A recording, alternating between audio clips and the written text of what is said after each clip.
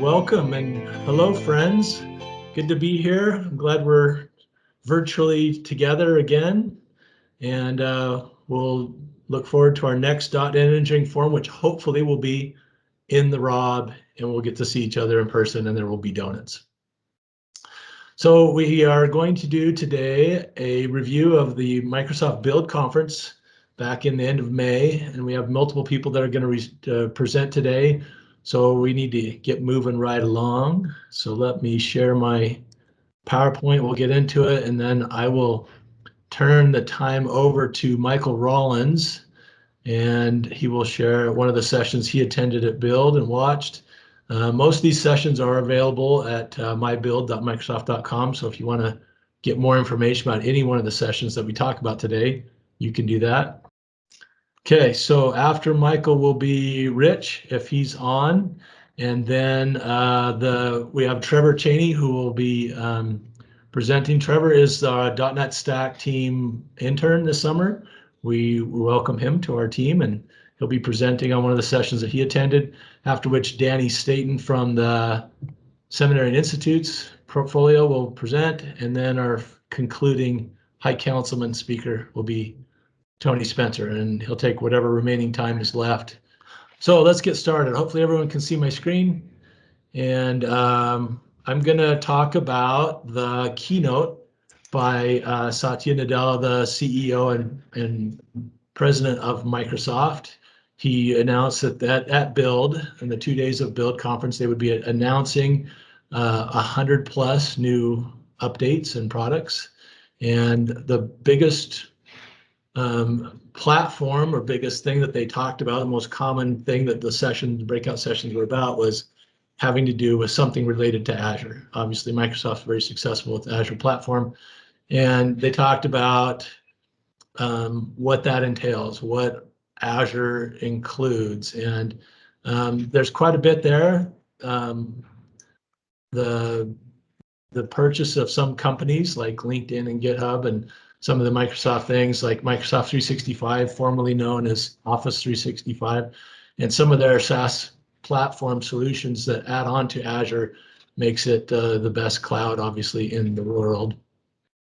After that, he talked about 6 different core themes.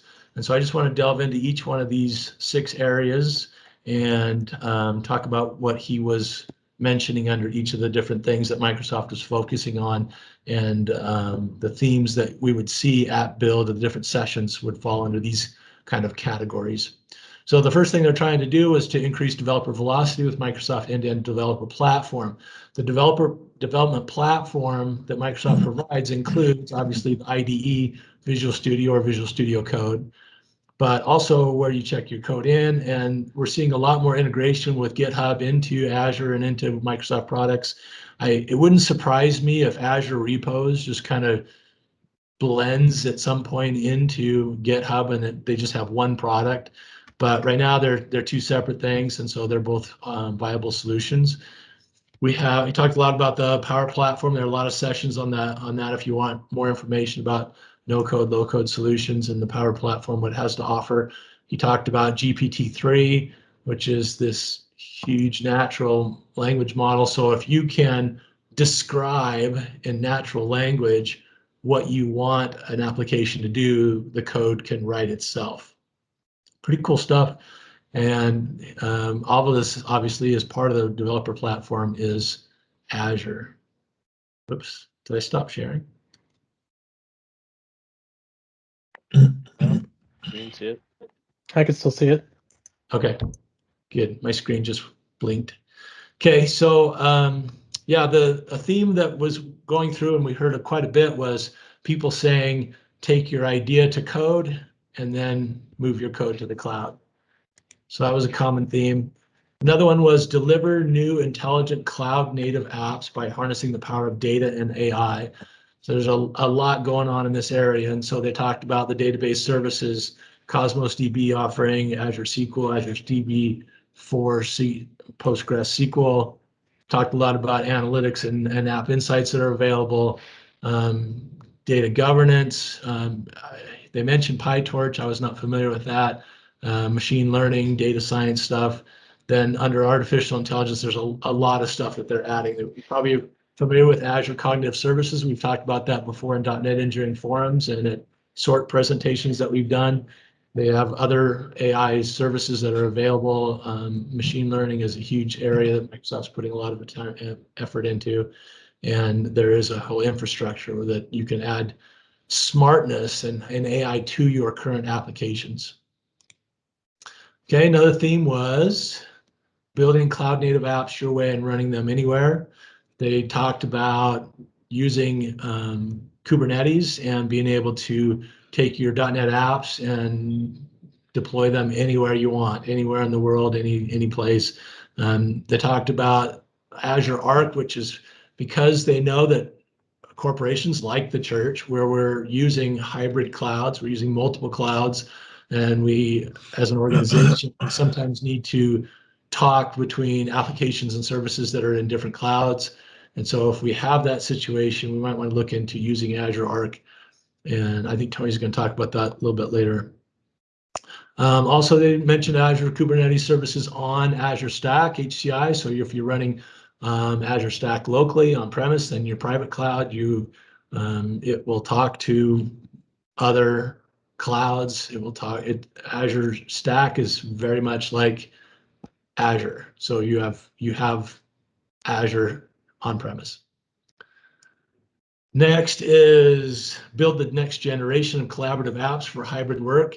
They talked a lot about this, and just as I guess I want to get some feedback from you guys, but if you can go and click on one of the icons that shows up under the dot or under the little the raise your hand thing, there's a thumbs up and a heart and a clap and a smiley. So for those of you who have ever been in a Teams meeting where you've changed devices in the middle of a meeting, pretty seamless. If you've ever done that, go ahead and put a little clap or a happy face or a smiley or a heart or something and have that show up so we can kind of see that people are doing that. Okay, so if you want to, one of the nice things about working from home, you can in the middle of a meeting, you can get up, go to the kitchen and get something to eat, and you can switch from your desktop machine to your phone, and nobody in the meeting knows that you just switched devices. You can come back, switch back again to your computer. It's very handy. Those kinds of things are all possible in the apps that Microsoft has made available. Cool stuff going on. Another thing is SaaS apps with the Microsoft Cloud. There's a lot of industry-specific SaaS solutions built on Teams, Power Platform, and Azure. The examples that they kind of gave were there's a financial cloud and other kinds of industry-specific kinds of things. I don't know if we'll ever get to a religious cloud, but maybe that would help the church out at some point. The last one was building digital twins. Cool stuff, mixed reality and metaverse apps.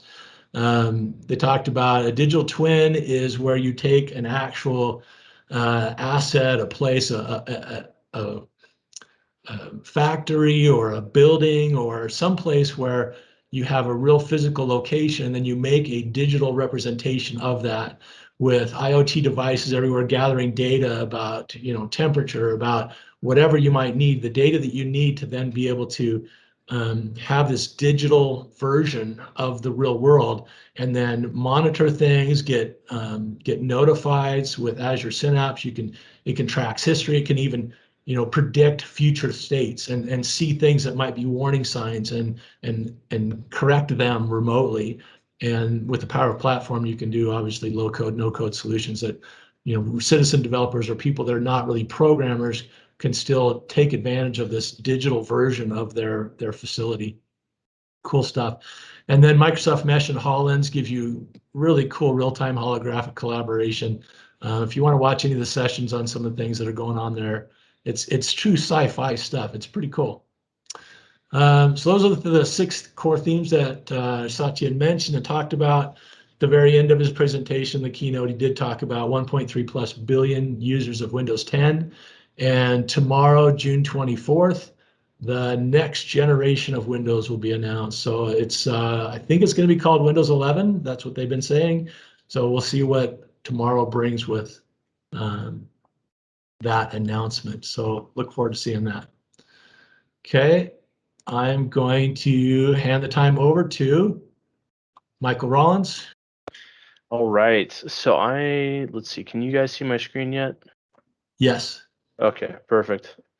So I'm going to be talking about everybody's favorite subject and the most important thing that came out of Build, which is obviously the chatbot features no, that's not. But um, one of the cool things that I did, one of the cool classes I took that I really liked was them talking about the new chatbot framework. So let me just preface, let me go into a little bit of detail here. So what is a chatbot? This is the actual definition that I was able to find. It's a computer program designed to simulate conversation with human users, especially over the internet. Nothing new, right? Pretty common stuff. Now, as I was going through it, one of the things that they explained is what a chatbot actually was. And here are some of the main points that I found that I wanted to start with. So we've all experienced chatbots, but we've all seen some of their shortcomings, right? So what are the top 5 issues that we see with chatbots? Engaging in inappropriate conversation. So, here on the left, we see them talking about a grandmother who's unfortunately passed away, and the chatbot has no idea how to react. So it says, "All right, thanks for your feedback." We've got not understanding the basics. So, we've had that as well with some of the earlier chatbots. We'd ask it a certain thing, but because we didn't phrase it properly, the chatbot didn't know how to respond, and all of a sudden it's saying, "Please repeat the question. Don't understand. Please," things like that. Number 3 is not knowing how to adapt to the channel. So it only has a very structured, rigid way of talking to the customer, and if the customer starts going off topic, or if the customer does things out of order, the chatbot doesn't know how to respond. Number 5, lack of contextual awareness.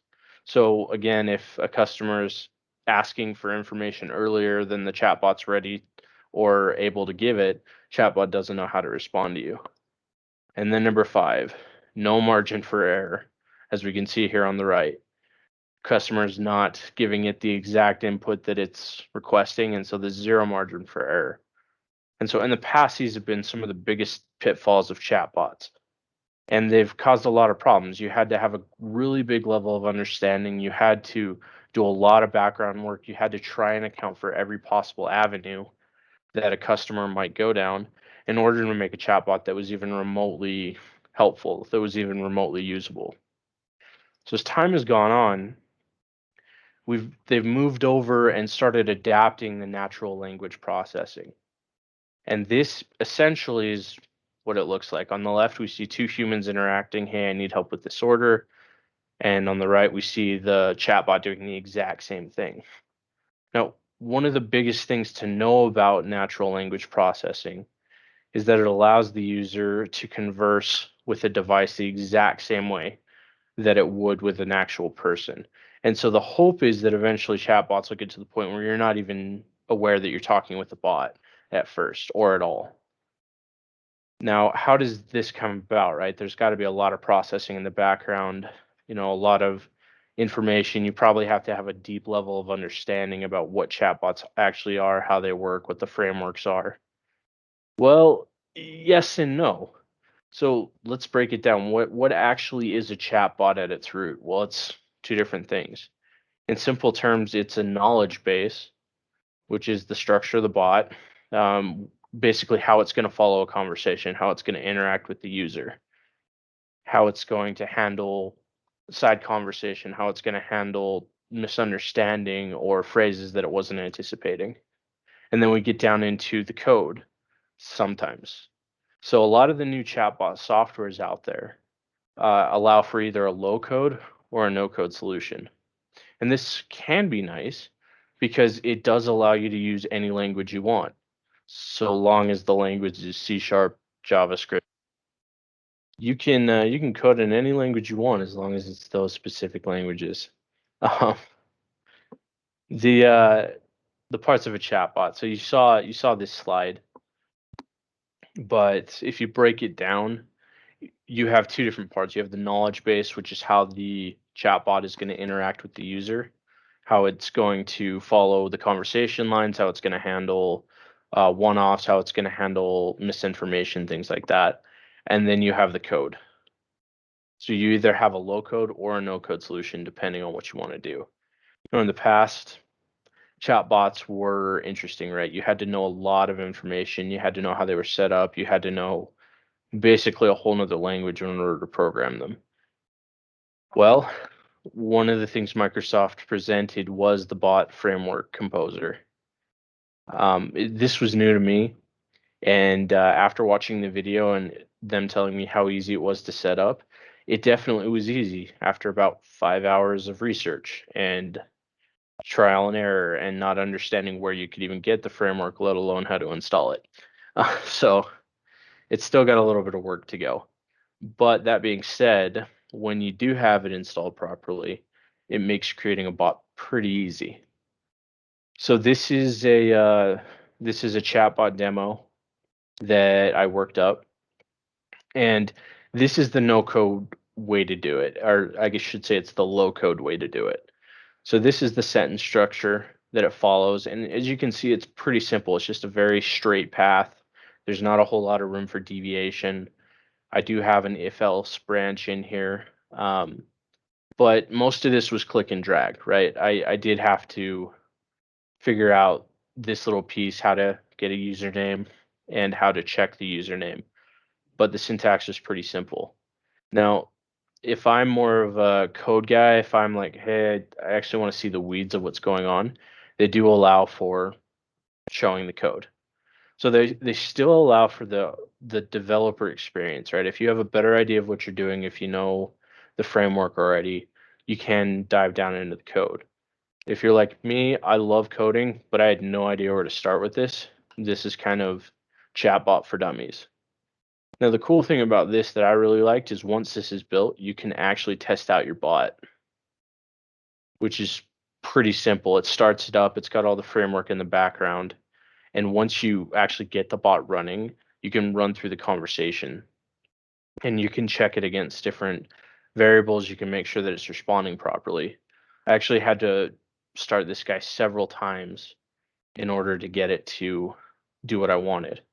And so here it gives me a little simulation window. I don't know if you can see that very well, but it says, hello, welcome to the chatbot demo. What is your name? And so if I say, my name is Michael, hello, Michael, it's nice to meet you. Well, that's cool. And I can see that the chatbot is following the simple path that I've given it, but I put an Easter egg in here and I want to test that out. So I'll restart the conversation and it asks me what my name is.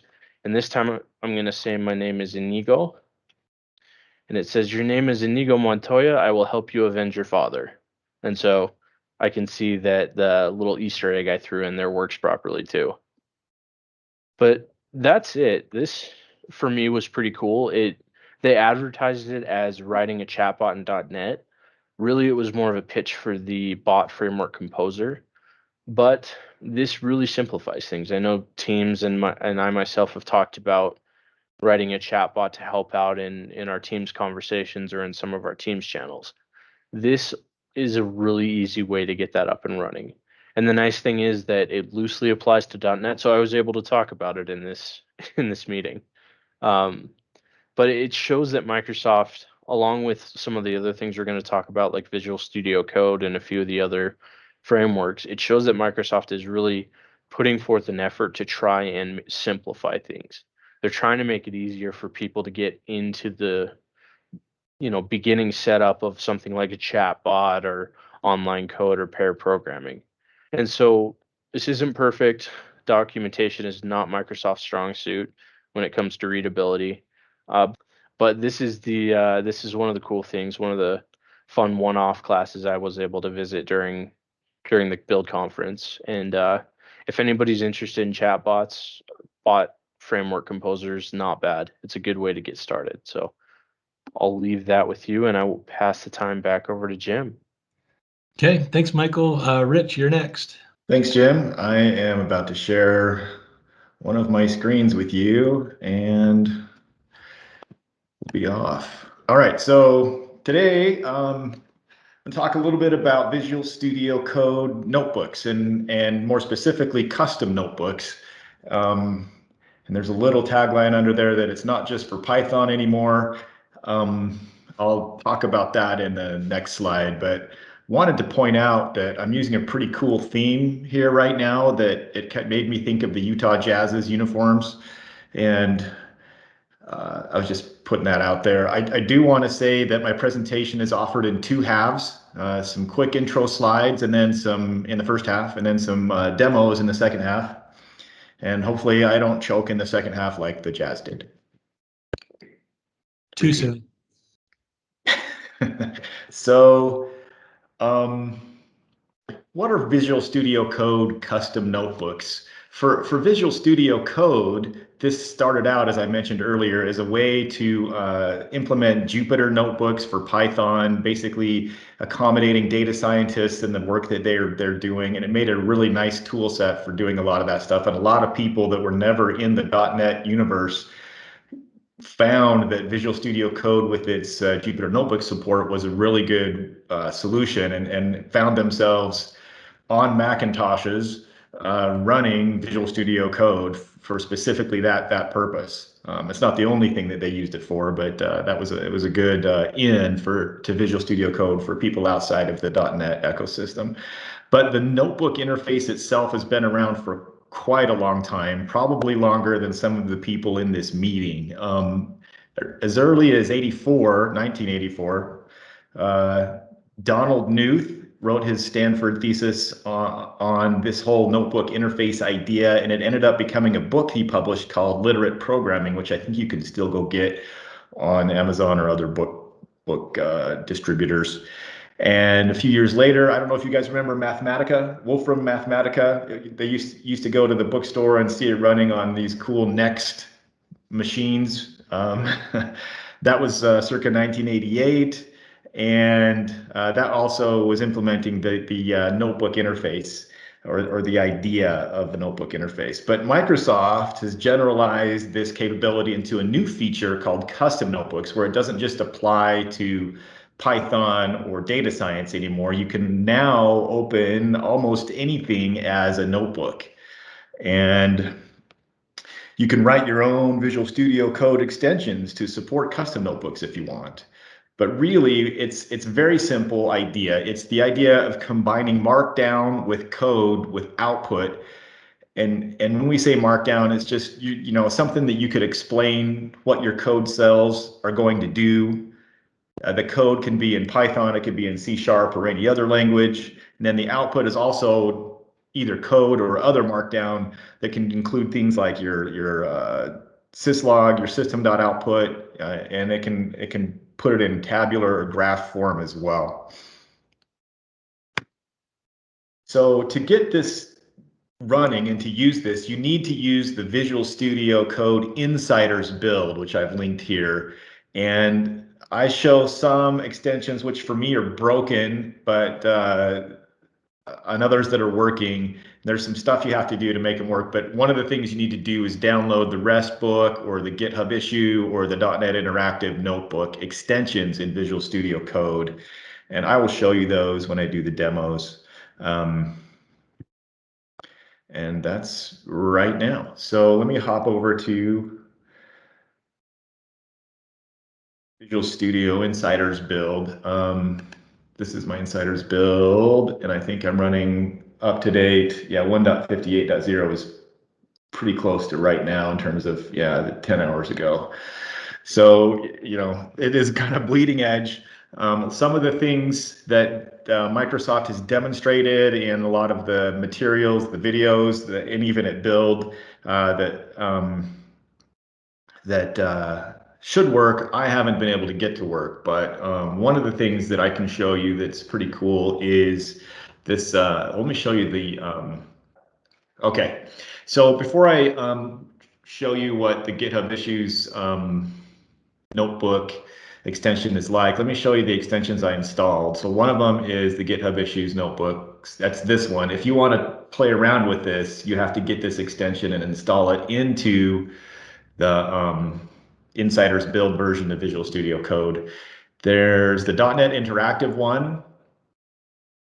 And I don't need this, most of this window. And it wants you to grab the .NET 5 SDK along with, you know, when they say the latest Visual Studio Code, they mean Insider's Build. And there's some walkthroughs here on things you can do. And then the other one is the REST book. This is basically somebody has implemented Postman inside of Visual Studio Code. I asked a little bit in my head the first time. It's like, well, it looks like you've reinvented the wheel here, but I can see some utility here for, you know, if you don't want to switch back and forth between windows, and you know, sometimes programmers are lazy and they like things like this. So it's nice to have everything all nice and tight in one integrated development environment. So that's I guess the pull for this. This author, Tana Kabir, is the program manager for Visual Studio Notebooks. I believe she's on a lot of the videos that talk about all this stuff. So and like I say, a lot of these things are bleeding edge. Even the API, the Visual Studio Notebooks API is in the proposal status. So it's not, it's raw, it's new, it's cutting edge, and you will cut yourself. But it's still kind of fun to play around with. The one thing I wanted to show you is this GitHub issues one. So I can do something like, I can play around with our internal repo. I think it needs some authentication, but I can also set a variable, call it something like VS Code, and set it to repo. And you notice the IntelliSense is kicking in for me, which is kind of nice. One of the features of the notebook stuff is it's not a notebook feature specifically, but it's because the notebook feature is running inside of Visual Studio Code that you can inherit all this cool stuff that's part of Visual Studio Code itself. Let me just set that, and I can just, this is of those three kind of blocks, this is a code block. I can run that, and it doesn't really do anything, but I can make another code block now that I have this variable. And I can grab maybe a list of the issues that are open against that by, I can set the author, or I can just look, you know, for a string in the list of open. That would be Pacero. This will take a second to run. In my tests so far, it's been a few minutes before, or not a few minutes, a few seconds before this list shows up. So this is kind of a cool thing that you can see, and it'll sit there saying done, and then you'll see a list at some point. It might be slower with me presenting, but you can see it's starting to think about it. And there's all of the Visual Studio Code is opened by this B Pacero guy, or that mentioned him. Anyway, so that's kind of it for the demos. I mean, I have some other ones. There's the .NET Interactive one that I haven't wired up to .NET 5, and you can't find my .NET 5. And then the REST one is kind of cool, where this is the Postman one. I was playing around with that, and the documentation talks about putting your post body in a separate file or on a line by itself. Both of those, it wasn't able to find what it needed. But here's one that sort of works, a really basic one where you can just download google.com and shove it into a variable. So that's basically all I had to talk about. I want to show you just kind of a call to action. These are some places you can go to get more information about the Notebook API, the Notebook interface. If you dive into any of these, you'll find links to the other ones. They're all pretty well linked together. This one is maybe a good secondary one. The first one I would recommend is the actual build session called What's New in Visual Studio Code. And start there and then go to these if you want to find more information. And with that, I'll turn it back to whoever's in charge of this. Okay, thanks, Rich. Trevor, you're up next.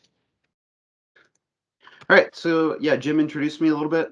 My name is Trevor Cheney. I'm the new intern for the .NET Stack team. If you ever meet me in person, just be sure to say hello.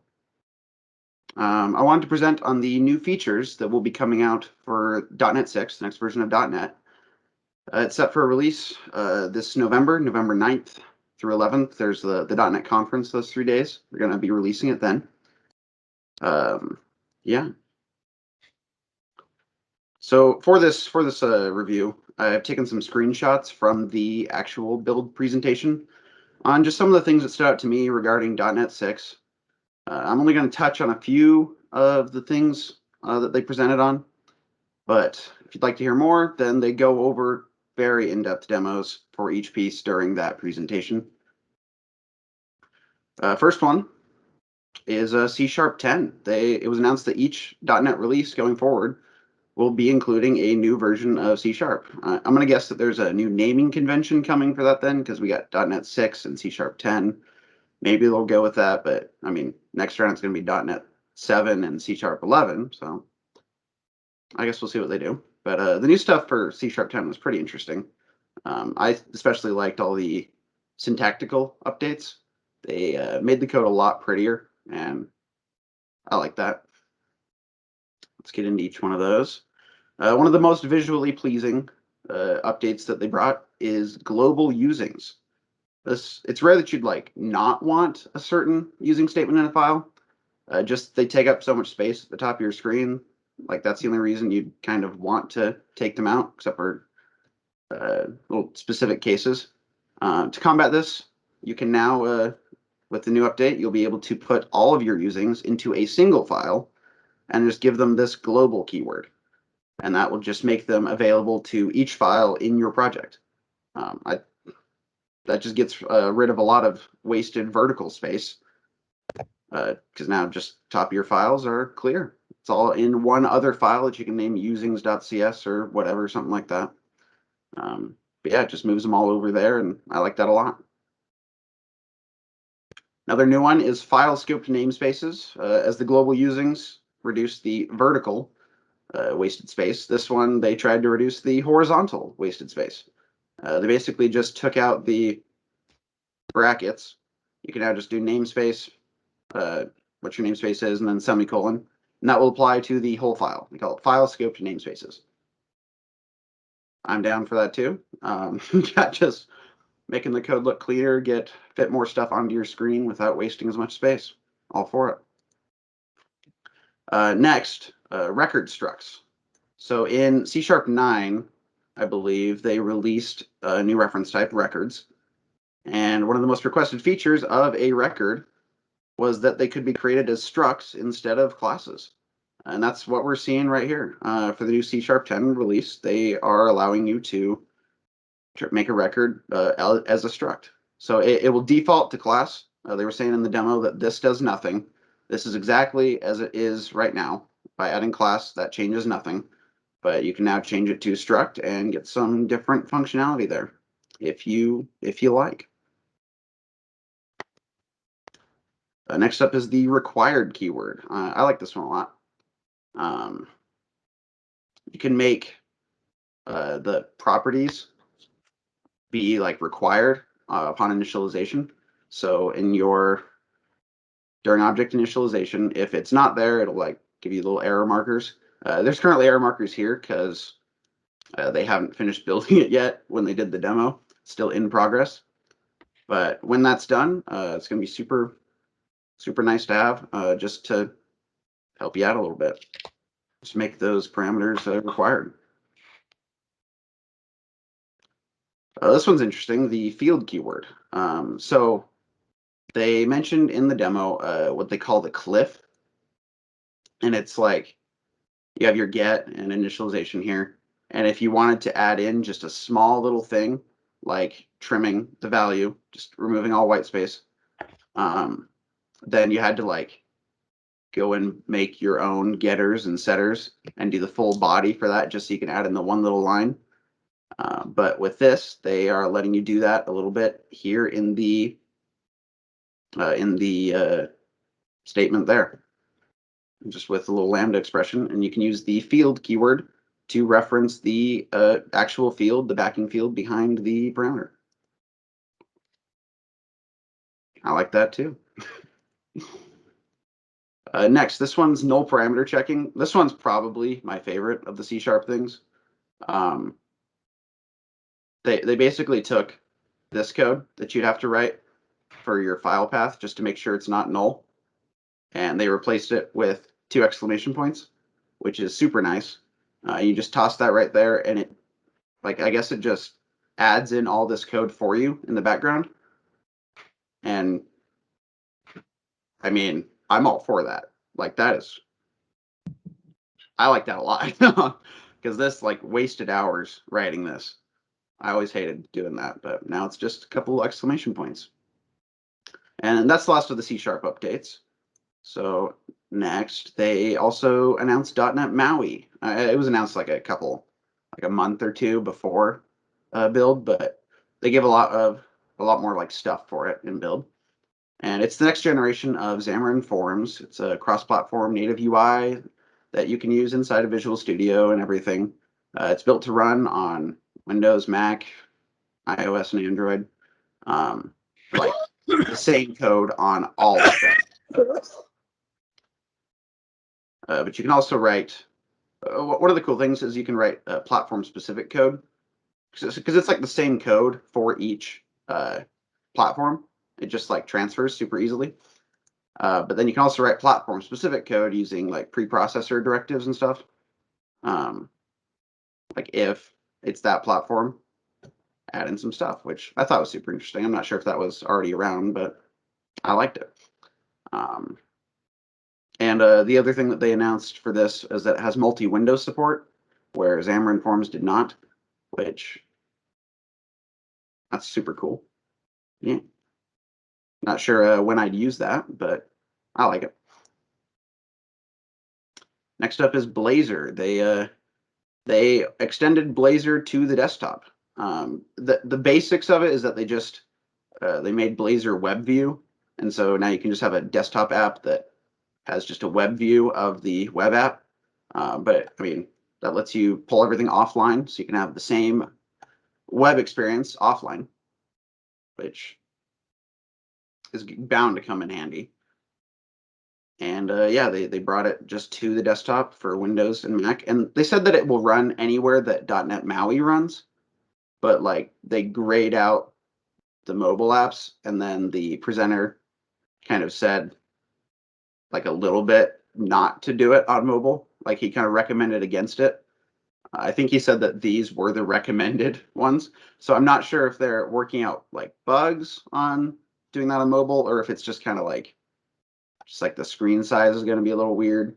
I don't know, but yeah, but Blazor desktop or Blazor hybrid, I think they called it, is coming down. So yeah. They also gave a bunch more Blazor features. I don't have a whole lot of experience with Blazor, so I'm just going to highlight the one that looked most visually awesome to me, and that is the Fluent UI Blazor components. I thought that was like super cool, and that's on the next slide here. Fluent UI has all of these, just like a wide variety of controls, components type things that you get to put in, and they added in a package, so you can just toss that into Blazor. And you got all this stuff, like there's an example of menus. I'm not sure what they already had in that area, but I mean, this is just a wide variety. So if you already had some, then here's plenty more. At minimum, it's just more options, but I think that looks pretty good. ASP.NET also got some updates. The one that I chose to highlight here was the HTTP logging middleware, but they did demos on, I think, most of these. I don't think they did demos on all of them, but they were like, there was just lots of they were talking about lots of updates that were pretty sweet. I'm also pretty new to ASP.NET, so I wasn't exactly clear on what they were saying, but yeah, but the logging middleware, like it just give you lots of information on that. They were saying it was giving information on each like HTTP request and like the full information for each HTTP request, which is new. So that's just more information there for trying to debug stuff like that. and seeing what people have done on your site. Lastly, the .NET Upgrade Assistant. They released this, and I believe they said it would be for each new version of .NET. You'll just be able to use this Upgrade Assistant, and it's more than I thought it would be. Like, it's, as the guy was talking about it and showing the like the command line for it, it's pretty interesting. It's a step-by-step like instructions on what to do to upgrade your projects from an older version of .NET to .NET 6. And it's like, it looks super good. I'm excited to use this. It looks really good. They just give you like individual steps in the command line, which is kind of crazy. But and I was kind of waiting for a slide to pop up, but it didn't. Looking for hot reload. I was going to talk about hot reload. Well, that didn't pop up, but let's talk about it anyway. Hot reload, the coolest thing in my opinion. Lets you just reload your project without like stopping it. You don't have to like restart the project. It'll just reload the screen. So you can like change code, change like words in your code that you want to display, and then just hit hot reload, and it will reload your program with those new changes. And it, like, the demos for that looked really good. Super excited for that.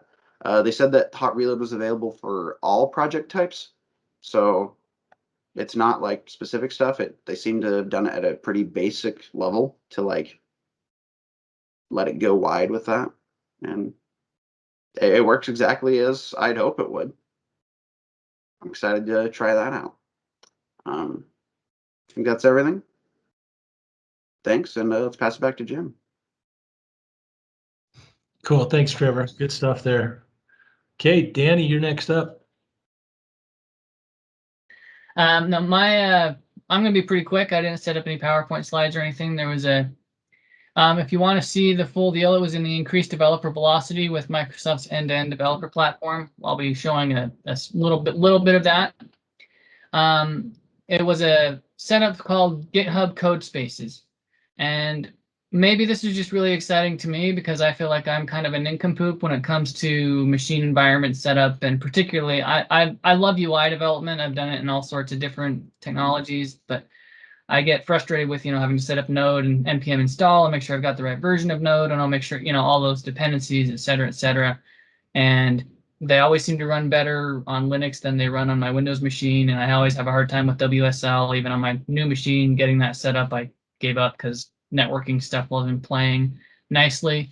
So that whole get your machine working right with the front end JavaScript world always just kind of drives me a bit bonkers. And GitHub Codespaces is what looks like a potentially really awesome approach for that.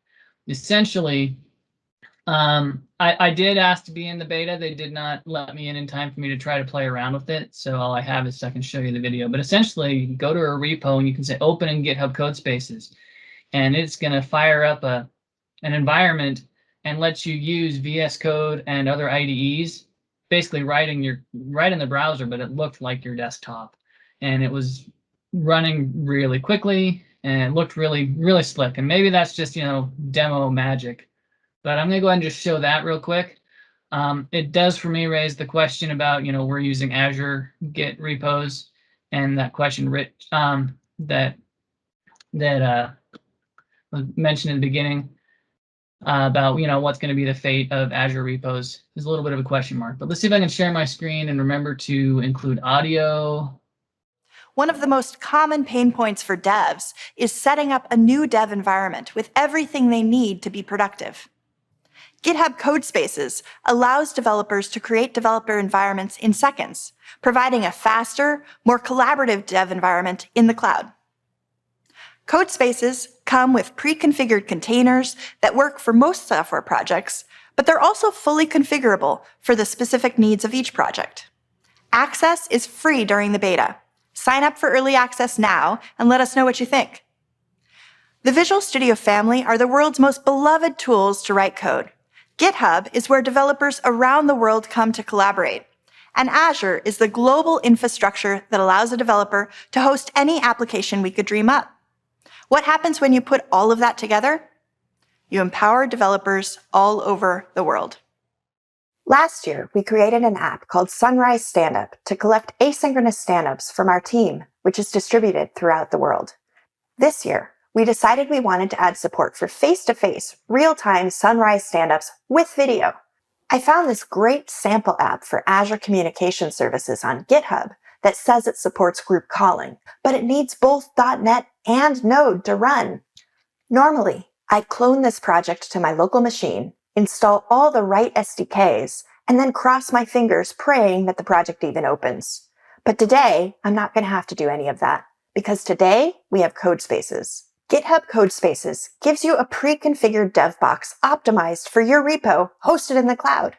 Once connected, you can see that I'm presented with the same VS Code interface that we all know and love. The Codespace provides a complete Linux-backed compute environment and already has all of the SDKs, libraries, and extensions that I need to be able to run this project. And by the way, Codespaces has already run .NET Restore and npm install in the background. So all I need to do to run this project is hit F5. Codespaces automatically detects the ports where the app is running and securely forwards them. This allows me to view it in my browser and makes cloud-based development feel identical to what I'm already used to on my local dev box. Wow, this app looks like it's exactly what we need. It has video conferencing complete with screen sharing, the whole nine. You gotta love Azure infrastructure and open source. She had a project that had a pretty complex environment. She just clicked on open in GitHub Spaces. It set up the environment, and it was fast. And then it remembered your state and all of that as well. So it's basically, you could be running your code environment from any device anywhere. You could pull it up in an iPad and still be running an actually powerful machine, or you could, not that I'd want to code in an iPad, but anyway, that flexibility, it looked really slick and I was really excited about it. Unfortunately, I wasn't able to get a demo because they didn't let me in on the beta yet. Anyway, GitHub Codespaces, it looks like a really exciting possible feature for us in the future for nincompoops like me that hate dealing with provisioning environments and having your local code work nicely. So, yeah, I'll hand it back over to whoever's in charge. Jim. Yeah, go for it, Jim. Okay, thanks, Danny. We'll finish up with Tony.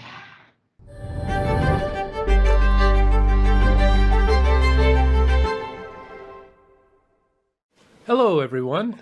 I'm broadcasting from my home office once again this year to report on this year's Microsoft Build Conference 2021.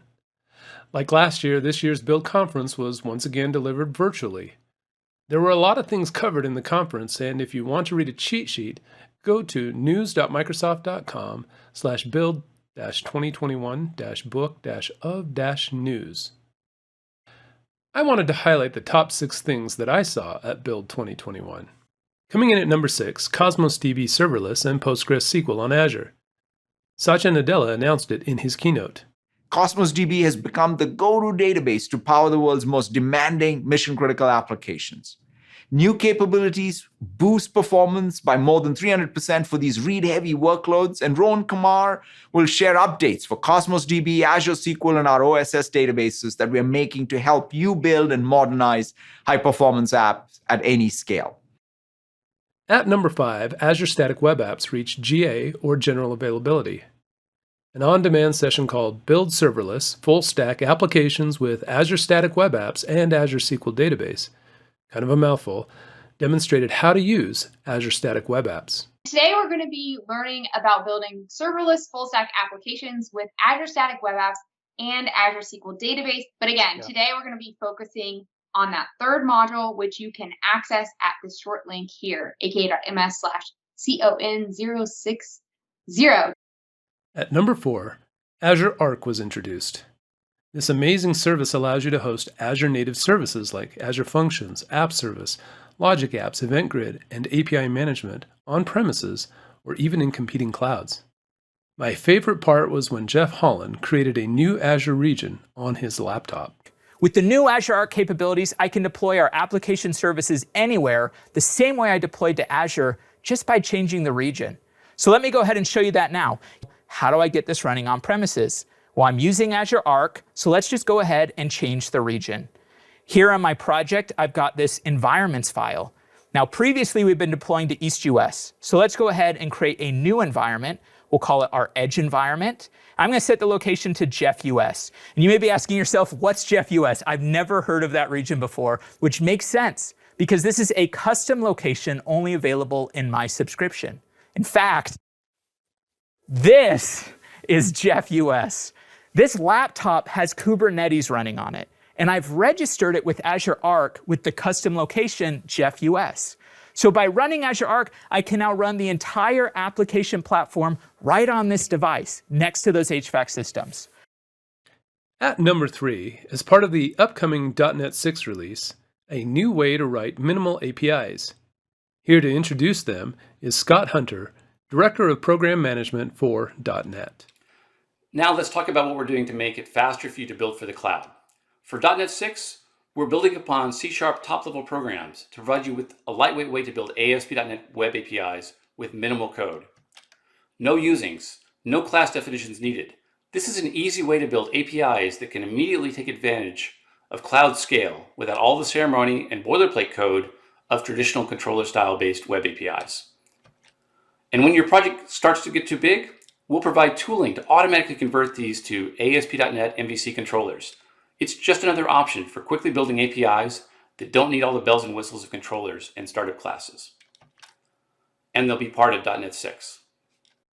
Up next at number 2, Visual Studio 2022. Mads Christensen introduces one of the major new features in VS 2022.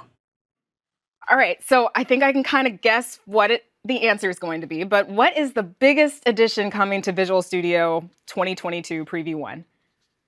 Well, I think definitely the thing that's gotten most attention is the shift from 32-bit to 64-bit for Visual Studio, the main application itself. So that's what everyone's talking about. That is the biggest thing, I believe.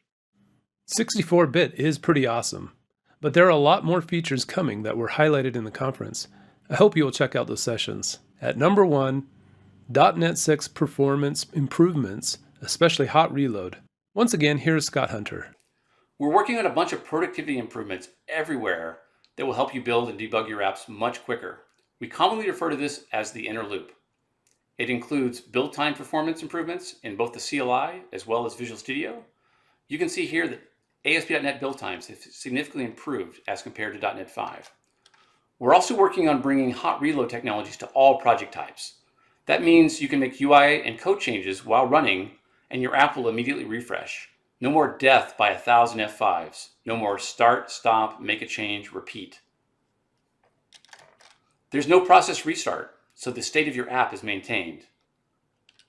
And you can optionally attach the debugger. Hot reload is probably the biggest feature I'm looking forward to in .NET 6. Okay, now on to the final item. I know what you're thinking. I never told you it was zero-based, and it feels like we have an off by 1 error, but seriously. At number 0, Power Platform uniting pro devs and citizen devs together. There was a lot of discussion about how pro developers can enable citizen developers on the Power Platform, and how the Power Platform can lift an already large burden from pro developers to have to build everything. Julie Strauss, the PM director of the Power Platform, introduces this. We will quickly cover the services that make up the Power Platform and why you as pro developers should care about the Power Platform. If you look at the Power Platform, first we have Power BI, which is a low-code way to analyze, explore, and visualize your enterprise data. Then we have Power Apps, which is our low-code approach for building web and mobile applications. We also have Power Automate, our low-code approach to deliver workflow and robotic process automation. And then last, Power Virtual Agent, which is our no-code approach to building chatbots and conversational agent. The key to deliver low-code approach that we empower every type of developer to go faster. And it is when these multidisciplinary teams come together that you can truly scale. So you can ask, why do I need to scale? I suspect that you're already feeling the pressure of what we think of as the app gap challenge. The world is changing, and there's just an unprecedented demand for driving digital transformation, for delivering apps faster. And if the current pressure isn't enough, over the next 5 years, more than 500 million apps and services will be developed and deployed. The demand for business applications is greater than ever, growing 5 times faster than IT departments really can deliver. But rest assured, the Power Platform can help you scale. We will allow you to extend your development potential, not only because you can deliver apps faster yourself, but also because you have the opportunity to collaborate with the business, with the citizen developers in your organizations, where bringing it back to this notion of fusion teams, you can tap into this unharnessed talent pool of non-technical app developers. Thanks, Julie. As pro developers, we need to do a better job of enabling our citizen developers in our organizations. We'll probably look at this in future forums. So there you have it, my 7 top 6 things I saw during Build 2021. Actually, I had about 20 things that could have made this list, but in the interest of time, I narrowed it down to these items. I now want to take a moment and demonstrate some new features coming in Visual Studio 2022. Some of these features are actually available in Visual Studio 2019, Build 10.16, behind some flags. You can turn those on under Tools, Options, Text Editor, C#, Advanced. Let's take a look. Let's launch Visual Studio 2022. We will create a new console app. And let's just call it VS 2022 Features. And sure, let's do .NET 6 Preview. Why not? Okay, we have our new project. Now, editor config files are a great way to define consistent code style and code quality preferences in your code base. Let's go ahead and add one. Click Add, New Item. Search for config, and here's an editor config file. And when we add that, it'll create a default for us. Now, new to Visual Studio 2022 is this editor config designer that they've added. So you have formatting, code style, and analyzers. So if you want to see the actual file, press F7, and this is what the editor config file looks like. So the addition of the designer will make this a lot easier. All right, we'll close these. Next, I want to demonstrate a new feature called Inheritance Margins. To demonstrate this, let's create a new interface. And for this interface, I'm just going to call it isample.cs. And we'll just add a property in here, and we'll call it like sample ID. Okay. Then I want to create a couple of classes that inherit from this. So I'm just going to create something called basic sample.cs, and it's going to implement isample, and I'll just let it implement the interface. And let's go and do the same thing with a secondary sample. It too will implement isample.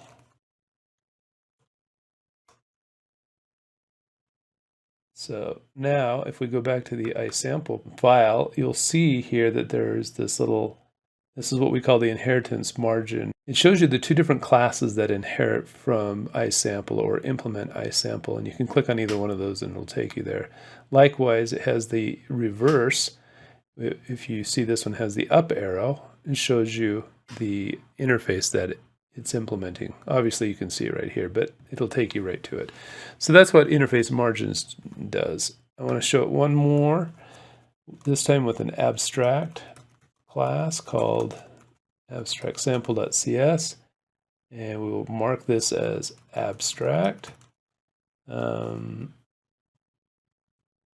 also have a sample ID in here, and we'll just, because it's an abstract class, let's have a public void,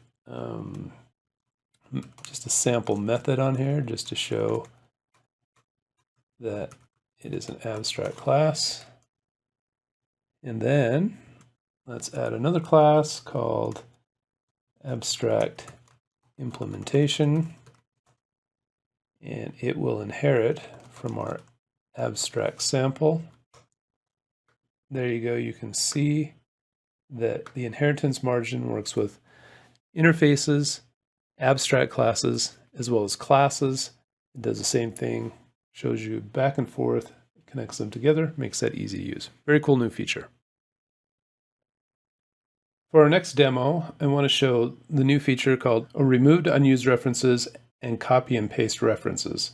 So to do this, I'm just going to use the abstract sample class here, and I'm going to I need to add Newtonsoft JSON. So let's go to Manage NuGet Packages, and we'll bring in Newtonsoft, number 1 on the list. And while we're here, let's bring in Microsoft.Entity Framework Core. In fact, let's just do SQL Server. Install that.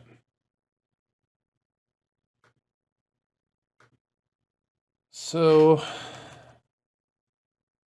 sample ID equals 1. Let's create a new property that's a string. We'll call this sample string. And we'll come down here and say sample string equals JSON convert dot serialize object sample ID.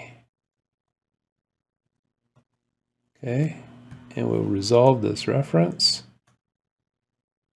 So we have Newtonsoft JSON in here. I'm going to add using Microsoft.Entity Framework Core.SQL Server. So I have Newtonsoft JSON that we added as a package. We added the Microsoft Entity Framework Core SQL Server as a package, but we're clearly not using that anywhere. Wouldn't it be nice to go through and remove all unused references from our project? So now it says, I've found Microsoft.Entity Framework Core is a package that you're referencing that's unused. You can choose to keep it or remove it. So let's hit apply, remove. Okay, it removed it. I don't know why it doesn't remove the usings yet. But if we go back to our NuGet package dependencies, you will see that it's removed it from the dependency. Okay, so I want to now copy this sample method out of the abstract class, and just for fun, I'm going to go paste it into the abstract implementation. But what I wanted to show was this cool new feature. Now you notice that this sample method has a reference to this JSON convert. Now when I pasted that in, it automatically pasted the using statement in with it, and that's a cool new feature. Here's another new feature that they've added. This requires a key combination of Shift plus Enter. So let's see if I can do this. I want to create a void. I'm just going to call it turn string of s double of val. Now normally what I would do here is I would go past the parentheses and I'd put a set of curly braces. But at this point, if I just hit Shift Enter, it automatically adds the curly braces and puts my cursor in position to start typing something. So that's a cool new feature called Shift Enter, and that works on properties, it works on methods, and a number of other things. You may have noticed that as I've been typing that the IntelliSense is greatly improved in Visual Studio 2022. Let's just try some things here. If I start typing if, now I didn't type that. It says if s equals null. Using the artificial intelligence, it is looking at all my possibilities. It knows s is something that's coming in, but that's not what I really want. So I can say, if I just say s, and I can say not equal to, now it still wants to put null, but I'm going to just say string. Notice that it's selected string.empty, which is what I want. If I just hit tab, it will complete it for me. At this point, I can hit Shift Enter, and it completes the curly braces. So there's a combination of things going on there. IntelliSense has also been improved for pound if directives. So if I put pound if, then I start typing, notice that we get a whole bunch of prompts here in our IntelliSense. So I'm just going to say if debug, then pound end if. I can just hit tab and it'll accept it. So it's really smart at predicting. It knows contextually what I'm wanting to type. Now that I have my pound if debug there, watch what happens when I just hit enter. I haven't typed anything. It assumes that I want to do a console write line there. And I could hit tab to accept that. So it's really kind of interesting. It's just smart. Let's just put it, we'll just leave it at that. All right, let's add a person class. Because we do this often enough. And I'm going to do a prop string first name. If I just hit enter and go to the next line, look at that. It thinks that, hey, you probably want a last name too. So hit tab to accept. Hit enter, go to the next line. How about address? Okay, yeah, that makes sense. City, region, postal code, country. Let's see, it's going off the screen here. Phone, yeah. And we could keep going, fax, so on and so forth, but that's enough. You get the idea. IntelliSense has examined enough classes. It understands the kind of common things that go inside of a person class, and it's really helping us out. It's writing our code for us. A little bit creepy, to be honest. Okay, I'm going to go back to our abstract implementation here, and I'm just going to write some code.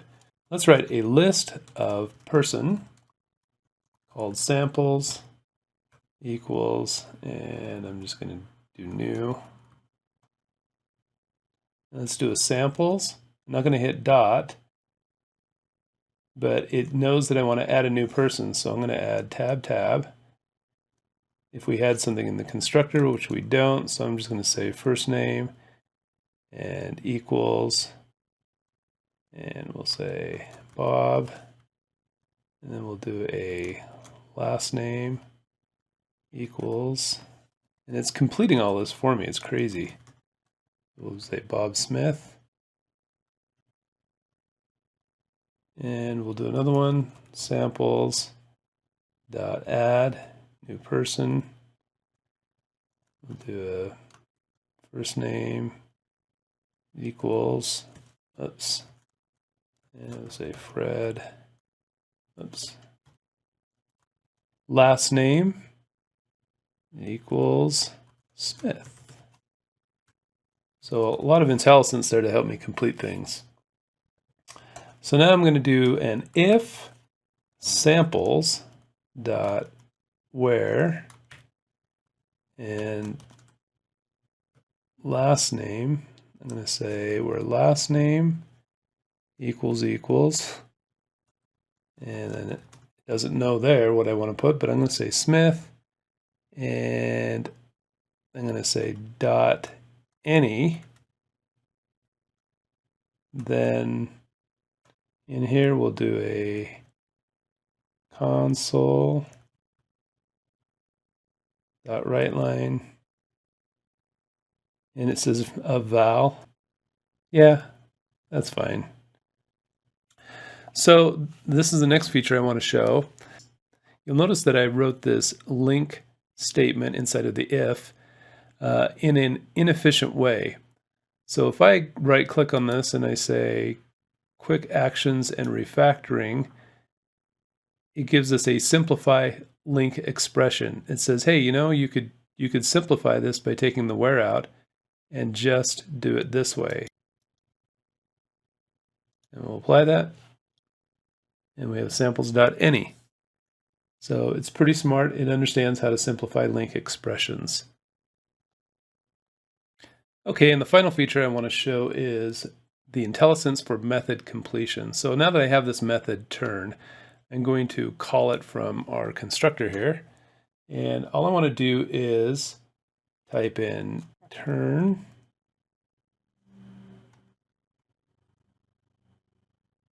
and it's, notice how when I typed in turn, it prompted me and says, hey, you want to put the first parameter is a string.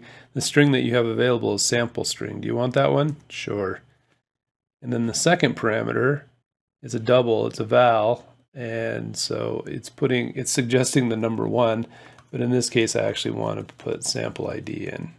So it's really smart at doing method completion. The other thing you may have noticed in here is every so often you'll see these things like these items and whatnot showing up here, or this little small person showing up here. And those are called hints, and I have some of them turned on. But at any time, if you hit Alt F1 and hold it, it will put in hints temporarily all over the place here. So you notice this time it puts in a hint that tells me that this is a predicate and that this is a value. So that's using Alt F1. So even if you don't have hints turned on and you hit Alt F1, you will get hints. Wow, that was a few quick demos for Visual Studio 2022 and some of the new productivity enhancements that Microsoft is working on. I look forward to the release, which I believe is expected sometime next year. Don't forget, you can always go back and watch the sessions at mybuild.microsoft.com.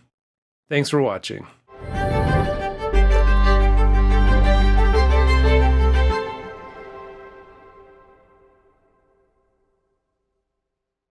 So that's all I have for now. Turn the time back to Jim. Okay, well, thanks everybody. I appreciate those that presented, appreciate the conversation that was going on and questions that people asked. This will be recorded. We'll post the video on Integration Point. So if you have coworkers that want to see what we presented today, you can point them to it. Appreciate everybody doing that and hope to see you sometime soon. Thanks, everybody.